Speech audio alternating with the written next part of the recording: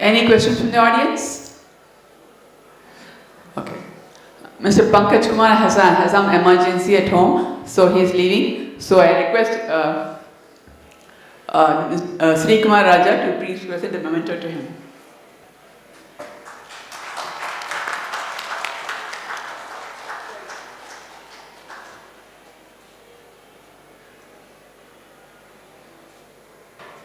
So thank you, Mr. Krishnaswamy, for your nice presentation. We all benefited by it. Thank you so much for coming here and being with us. The next presenter would be Mr. Gandhi Vivek Kumar Raja, who works manager in Munition, India. He will be speaking on charting the path to indigenization, unlocking opportunities for MSMEs. So on behalf of Munition India Limited, I once again welcome you all to this remarkable gathering. So I will start with a brief introduction about MIL, Munition India Limited. We are the largest manufacturer and market leader in ammunition and explosive division in India. And one of our mission is to retain this position as domestic leader, and at the same time we would like to become a world-class ammunition manufacturer. So in that line we are working a lot. We have increased our export orders, and we have bagged an export order up to $600 million. That is around 4,500 crore rupees.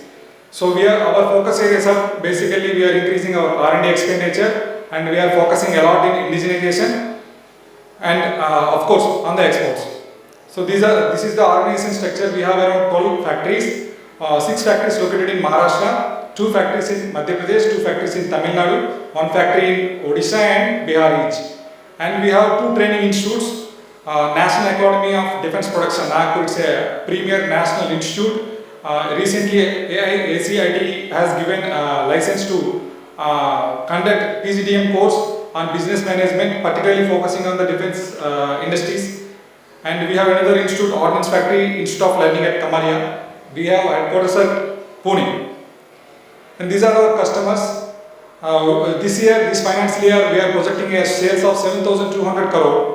Around 4,500 crores of export order. We are going to execute 1,500 crore in this month, which is amounting to around 21% of our total sales. So our focus in exports has clearly shown the results in the last 2 years, and we are going to we are targeting a milestone of 10,000 crore in the next 2-3 years. So progressively we are going to increase the exports, for which we are incurring a lot of capex. We are augmenting our capacity, and we are modernizing our facilities in all the 12 units. And in that regard also, I hope all the MSMEs and the leading industry partners can tap some opportunities in this particular field also, where we are doing this modernization and capacity augmentation. And for our achievements in the recent past, we got last year in the DefExpo 22 runner-up award in large-scale enterprises for our performance in exports. So I will quickly go through the product profile. I hope most of us already know Munition India Limited product profile, but I will go through very quickly. We manufacture small caliber ammunition, grenades, medium caliber ammunition, and 155 mm shells in large caliber ammunition with bi-modular charge systems. And we have recoilless ammunition of 84 mm caliber, and we manufacture one of the flagship product rocket, Pinaka rockets. And we have mortar bombs, anti-tank ammunition of various kinds. And we have naval ammunition, naval rockets, and we have high-speed low-drag aerial bombs of various kinds, and we have smoke and pyrotechnics with different applications of camouflage and signaling, etc. And last but not least, we are manufacturing a lot of different variants of explosives and propellants, which are used in different ammunitions and other applications.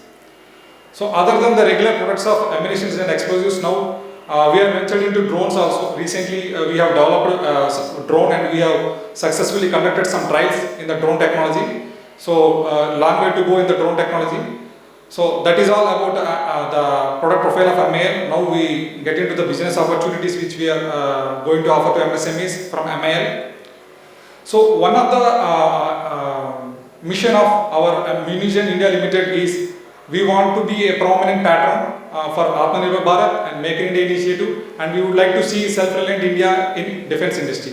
So in that regard, we have done a lot of work, not only in the last 2 years from last decade, and now currently we have only 5% of imports out of all the total material, raw material which we are purchasing. So from the morning we have listened to so many speakers, and so many speakers have discussed about the policies and the platforms available for MSMEs to tap into the opportunities, business opportunities in the PSUs, in the defense PSUs in particular. So I would like to just repeat, I will not go into the deep because we have already listened a lot about these policies and the platforms available.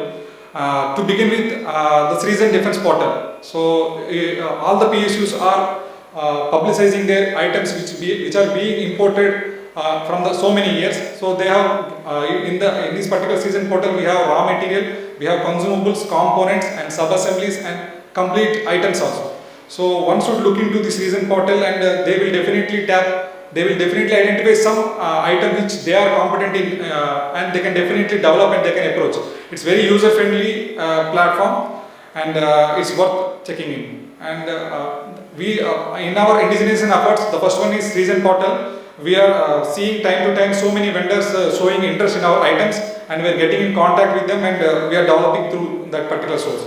And secondly, we are incurring a lot of R&D expenditure, and in the next coming years we are going to touch around 100 crore R&D expenditure. So under R&D we have in-house R&D projects, etc. And other than that, we are developing vendors through R&D. We are helping them in user evaluation, type testing, etc. For that, huge expenditure is required which MSMEs cannot afford, wherein we are pitching in and we are incurring that expenditure on behalf of the vendors development. And last but not least, the make to procedure. It's a very big win-win policy, I would say. So it is allowing the assured order for the MSME who is going to incur some expenditure for its development. Once it is developed, we are going to issue some quantity as an order. And the second important point is it is a joint development thing. So we as a PSU is going to have some technical expertise, and we are going to help hand in hand to the vendor whoever participate and become a potential development partner for any of the items in Make2. So we are going to help in both financial terms and technical terms, and from time to time we are issuing a lot of RFPs. So you can check it in GEM portal and CPP portal for these RFPs, and it is worth participating in Make2 if you are in that particular area field. I would like to show the recent success in different units of MIL where the MSME has pitched in and they have developed some of the items. So the left side one is obturator, which is developed by Aerospace Salem. This is a rubber item, a very critical component in anti-tank ammunition. Its function is obturation of propellant gases. So we have successfully developed and user trial evaluation, everything completed. For this user trial evaluation, approximately 3 crore we have spent. So the 3 crore MIL only borne. So the item was developed by Aerospace, and the remaining trials, user trial, everything was done by MIL. And the middle one is NSK 151. It's a booster composition for 84 mm ammunition, where the composition is RDX, TNT and some wax. So this wax was developed by one of our Indian MSME. And next one is box with twin containers. This is also being imported since so many years. This particular box with twin containers was developed by two MSMEs, box by Vikura Industries Kanpur and the twin container by Miltech Industries Nagpur. So I would like to present a small case here.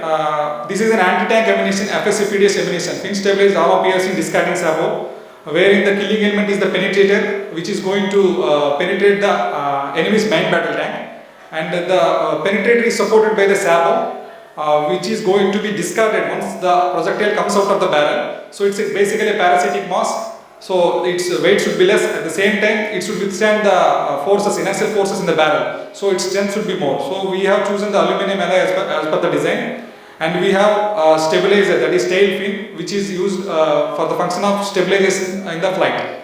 So other than these key components, we have so many rubber items and consumables. There are different types of FSCPDS variants. Here in right side, you can see two of the variants. So I would like to talk about one variant. This is AMK313 in ammunition, which is established in HEPF factory through a TOT from Rosoboron Export, Russia. So we have already completed CKD and SKD phase. Now we are going for indigenization phase. We are in a very advanced stage. We took a lot of help from the other DPSUs, sister DPSUs, and at the same time, so many MSMEs has helped us in indigenization. We are in the last lab. So already we have developed the body, the major killing item of this particular ammunition, for which maraging steel is required. Midani has developed this maraging steel. We have Bush, which was developed by Andhra India Limited, and Upchirated Aerospace, and we have developed aluminum alloy extrusions and rolled steel from YAL, which is under development. We are going to have a final trial. We have already conducted so many trials, and there is only one trial left out. In this month, we are going to hold that particular trial, and we are going to claim 100% indigenization of ammunition hardware of ANK 330 ammunition. This is about the basic components and sub-assemblies, whereas we have around 48 consumables in this particular ammunition, out of which 24 consumables were all developed by MSMEs. To name a few, Malbro International, Polymer Plastics Pune, etc. So other than this case, we have hundreds of items to be developed, right from raw material. You can see in the right side, we have tungsten powder, the elemental powder, likewise molybdenum, nickel, iron, cobalt. There are different tungsten elemental powders required for powder metallurgy process, and we have aluminum extrusions of 7075 grade, which are required for sabo manufacturing, etc. So these are the raw materials which we have already listed in the season portal. These are the raw material side. Whereas in the middle we can see cable tie and wave spring washer. These are kind of components. Some are critical and some are non-critical. Some are intrinsic and some are less intricate. So cable tie is an item which is used in cottage case, which need to be bound completely without leaving any residue. So as small as cable tie, and some items are very intricate items like fuse. These are some of the sub-assemblies which we have listed in the season portal. So right from raw material compound stage, we have items like shell body and fuse, where we were expecting better facilities like electron beam welding and flow forming facilities, which are not a conventional equipment. So right from raw material stage up to sub-assemblies, we are having a demand, and a lot of opportunities are waiting for MSMEs. And at the end, I would like to inform you that we have listed around 188 items in the season portal, and we are considering very seriously 51 items as part of positive indigenization list. We have a strict timeline for indigenization of these items. Other than MSMEs, without the MSME supports, it will not be possible. And I am very sure if you check all the items, all 188 items, I am very sure at least 1 or 2 items you will be able to definitely develop. So I request you all to go through this list, and we are at the stall 136 to 143. You can visit us, and that is all from my side. Thank you very much for your patience hearing. Thank you, Kumar.